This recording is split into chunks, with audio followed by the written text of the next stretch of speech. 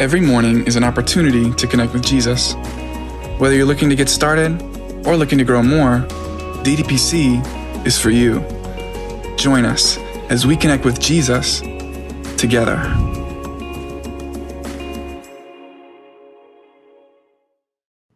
Well, good morning, everybody, and welcome to Daily Devotions with Pastor Chris. I am so thrilled that you are up and at 'em, and whether you are sitting down and just really focused in, or if you are on a treadmill or elliptical or running outside or at the gym, or if you are just getting ready or making breakfast for the kids or whatever you're doing today, it is just, I'm so grateful that that you are intentional about tuning in, whether it be live or on replay. I just want you to know I'm thankful. I'm thankful for your dedication and your faithfulness to be on this stream every chance that you can. And I want you to know it is met with a great level of gratitude, and just do this to be a blessing. And so if you're being blessed, then mission accomplished. Let's say hello to some of our friends here that are with us live on Instagram. Samantha, good to see you. Tamara, Tanya, Tom Keefe, Melissa, Abs Now, Abigail, Kathy Lakowski, Paul the Lavish, Janine, Banez, good to see you. God bless you. Shannon is on with us. Elizabeth Orlando, Kate is with us today. That's Seymour Mom 58. Good to see you on. Andrew Lavish, nice to have you, bud. Sarah Carlack, thanks for being on today. God bless each of you. There's more popping on. We also have over in YouTube and Facebook land, Rocco Baldino. You're the first one on my string today, Rocco. Congratulations. You win the prize. The prize is props. So there you go. Eileen, Rich, Carly, John, Renee, my dad. Good to see you. My Aunt Cindy is on. Jesse Deemers.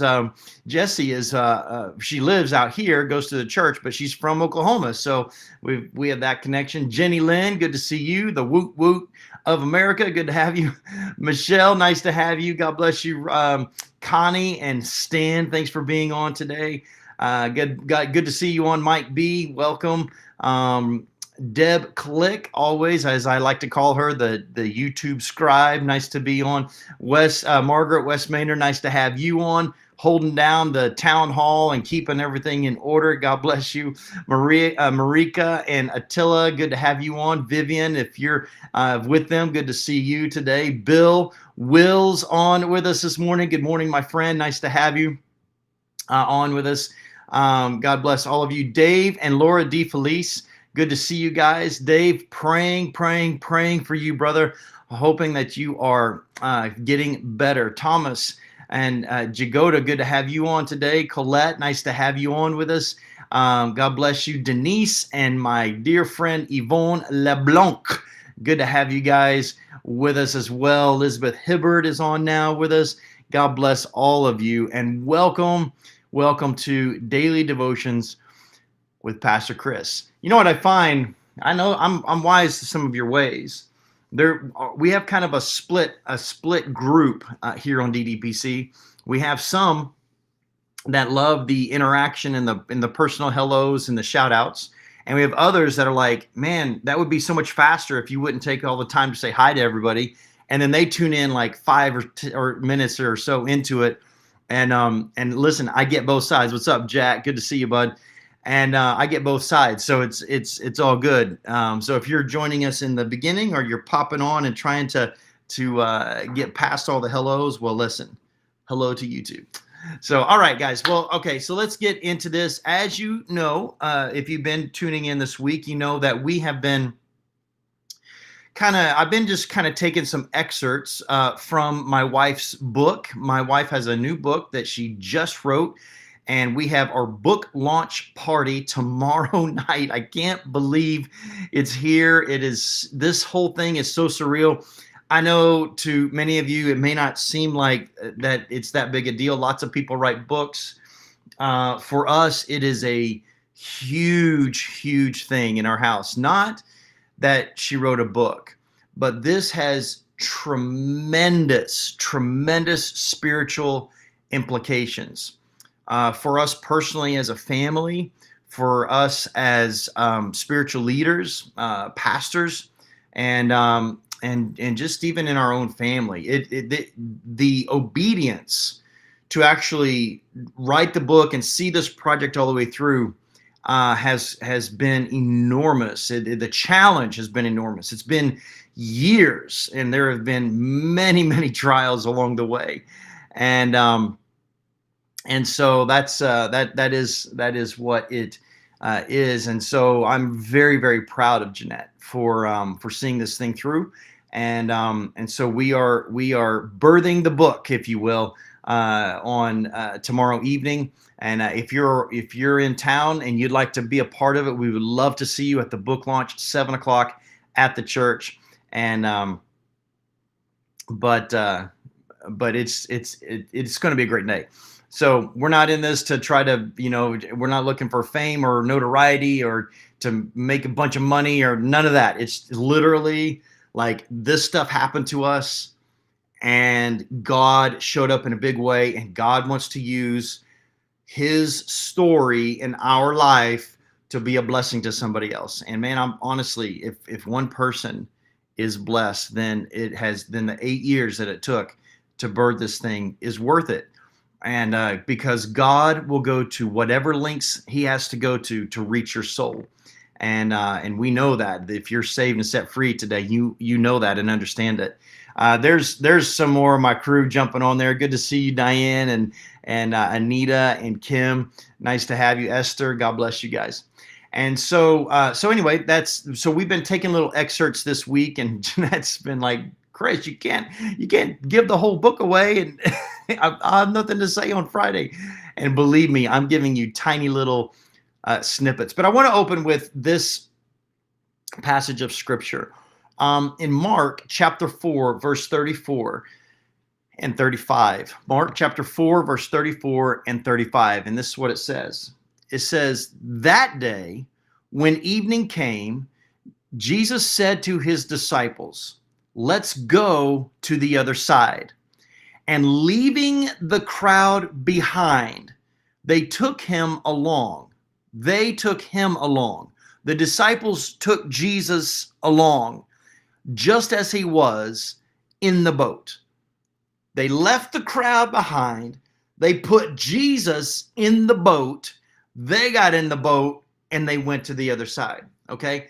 And so the imagery here is really, really important. Now, Jeanette gives us in her book, in the chapter Anchor Drop, she gives us a lot of imagery about an anchor. She does her dad, Pastor Grant, was in the Navy. He talked to her a lot about the boats and about being in the Navy and the importance of different things. And she reflects on a lot of that in the boat, in the book. And one of the things, one of the things is that there's a 5-step process about being anchored. We talk about being anchored in the Lord all the time. We talk about the Lord being our source, our strength, our shield, our help, our helper, our redeemer. We talk about all these things, but there's process that takes place during this. And so when storms of life hit, and they hit us all, we all go through them. Some of you might be in one right now. Our church has been under. We had altar calls on Sunday. The altars were full in both services. People just saying, "I need a miracle from God." And but here's what you need to know: the disciples put Jesus in the boat just as he was. They in other words, they put Jesus. They were about to cross the Sea of Galilee. The Galilee, as they call it, they were about to cross that. They didn't know that there was a storm, because, and I've been on the Sea of Galilee. In fact, and I think I shared, I know that I shared it I went to a men's breakfast when I was in Oklahoma, and I shared it then. But I was in Tiberias when I was when I went to Israel, and we stayed in Tiberias. And that morning we were supposed to go on a boat over the Galilee and be on the lake, on the sea, and we couldn't because a storm came in the morning, and the swells were over 7 feet high, and it came in fast and furious. And there were 3 boats that were capsized that day. This is 2019. This is not, AD 33, or 32 or whatever. This is like in the 21st century, they still have this happening. The Galilee has storm squalls that happen very, very quickly. And so the disciples, when they put Jesus in the boat, they didn't know that the storm was coming. And so here's the imagery. Jesus preceded the storm. And this happens in our life. And Jeanette lines this out in her book. He precedes the storm. And so when Jesus is in your boat, right? And when you read on in the chapter, it's just fascinating. There comes a point where you've got to wake, like they went to wake Jesus up. Why? Because they recognize that he has the power over the storm. So Jesus preceded the storm. So you need to have Jesus in your boat. You've got to recognize that he has the power over the storm. And when Jesus precedes you and you walk in his power, then that gives you great peace. Your peace is his peace. And what did he say to the storm? Peace, be still. And let me tell you something. The Bible says that Jesus is the Prince of Peace. When he announced peace, he was announcing his own name. He was saying, in my authority, stop. And so when we put Jesus at the front of our life, right?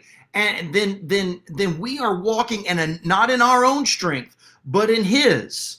And we recognize that when he speaks to our life situations, he is speaking with the authority of his name. And then we must take the faith step to proclaim that over our life. He's already in our storm. He's already there. But now we have to receive that. This is the believing with receiving, right? It's one thing to believe. I can believe all day long. I can believe that skydiving is an amazing sport and it's safe, and I can believe that all I want. It's a whole nother thing to go skydiving.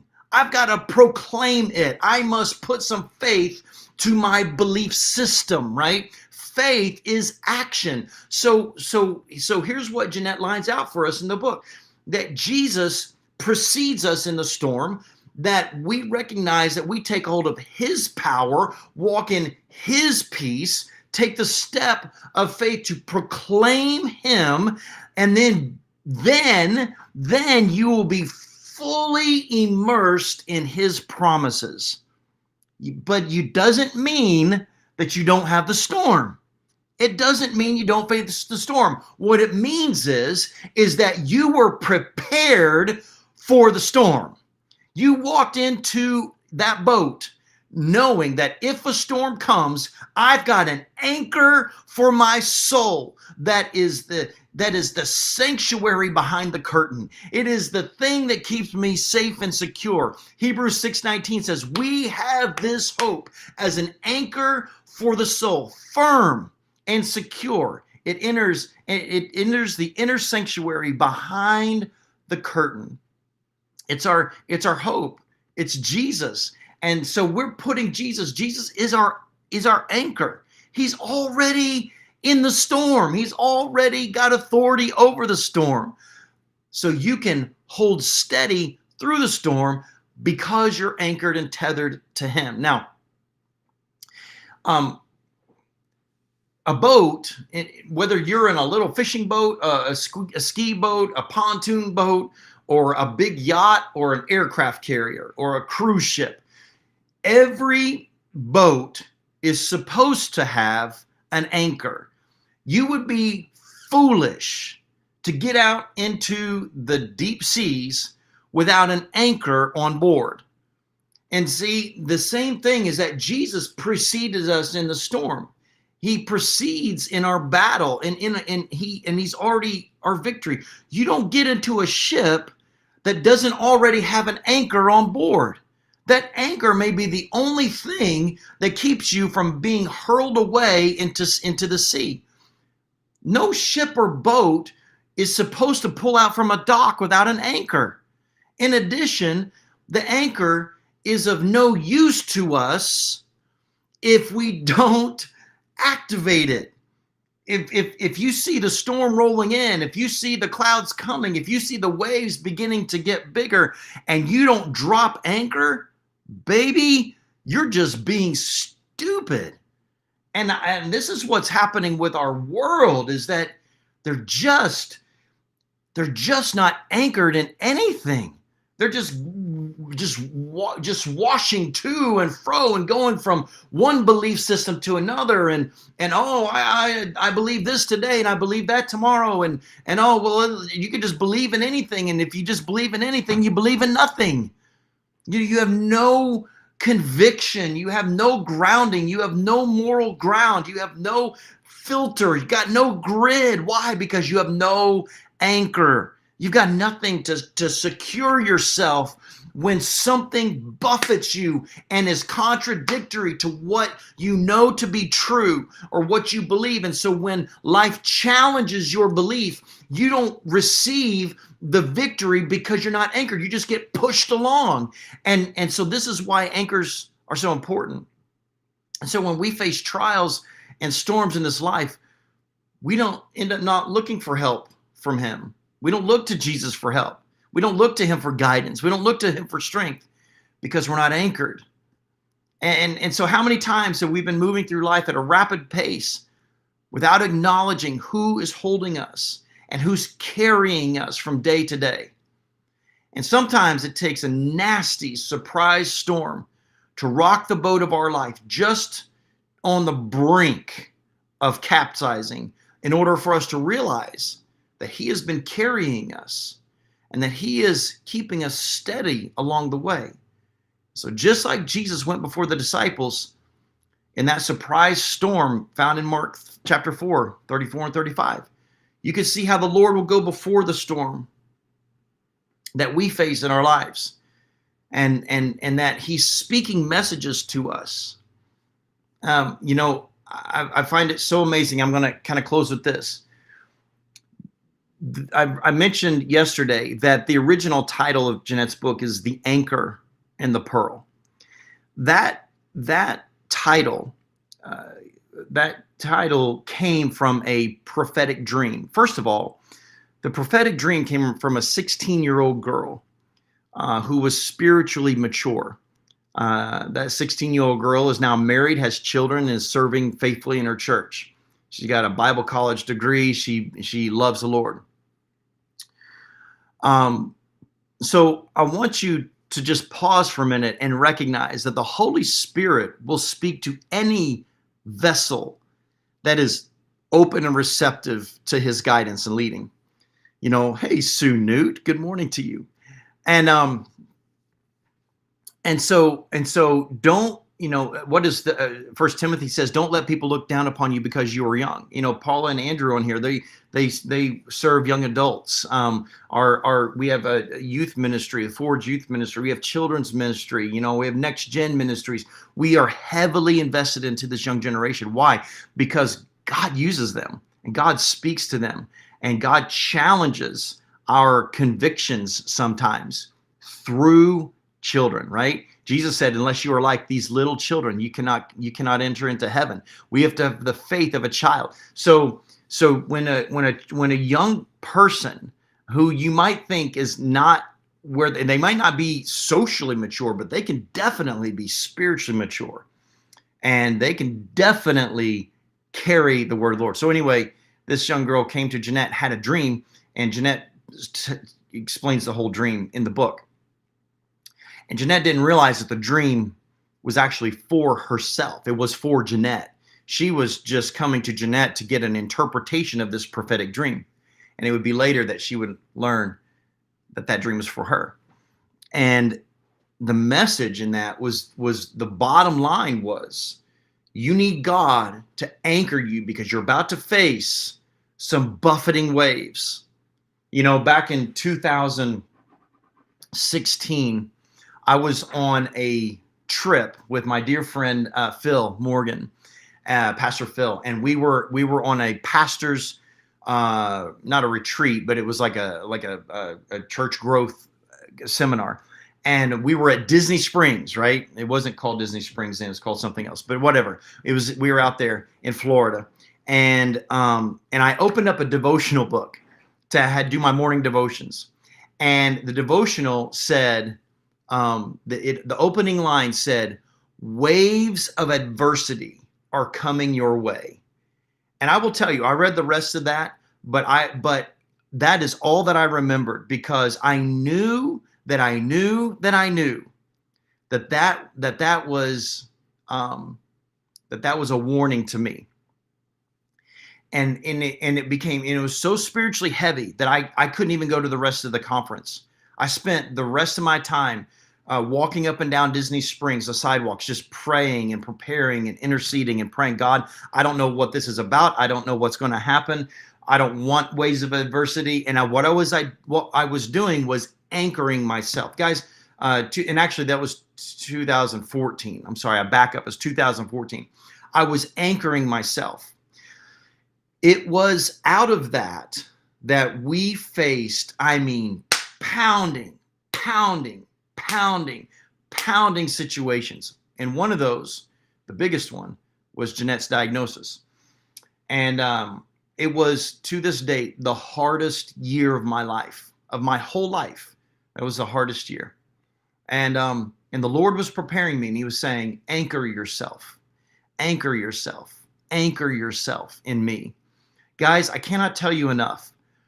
We have got to stay anchored in the Lord, because we live in a very tumultuous world, and storms can come up like that. And if you're not anchored in God, you will capsize and you will feel like you're drowning in all of this craziness.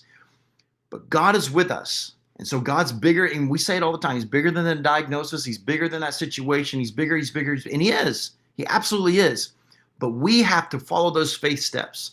And we've got to be willing, to know that we're already put the anchor in our boat. He's with us. We've already spent time with him. We're taking a hold of his power. We're going to walk in his peace. We are going to proclaim him in faith. We're going to be immersed in his promises, right? Because we're his children. So I just pray that this is a blessing to you. That's, if this seemed like a little more than maybe you can chew on in a morning, and I know I've gone a little bit long today, I want to tell you that's the kind of meat you're going to get out of this book, and it really is a great work. It really, really is, and I'm super proud of Jeanette. She's done a great job. So I pray that you pick up a copy. Again, it's not for any other reason except a tool. If you can't afford one, let us know. We'll make sure you get one. It's not about money. It's about letting his story be used in our life to bless other people. And that's really at the core of what this is all about. So I pray that you've been blessed this week just to hear little snippets of kind of what's in the book. And I pray that you'll come out tomorrow night at the church. We are going to be live streaming it. So if you can't make it in person, then please tune in to, it won't be, if you're on Instagram, it won't be on Instagram. It will be only on Facebook and YouTube. So you have to go to Cornerstone Church Oxford on Facebook, or Cornerstone Church Oxford on YouTube to find it. All right, guys, listen, I gotta go. I gotta get to work, man. So I love you all so much. Thank you for being on with us. You are awesome. This is an awesome crew. DDPC in the house. So love you all. And today's Thursday. So if I don't see you tomorrow at the thing, then I will see you Sunday. God bless you. Until then, peace.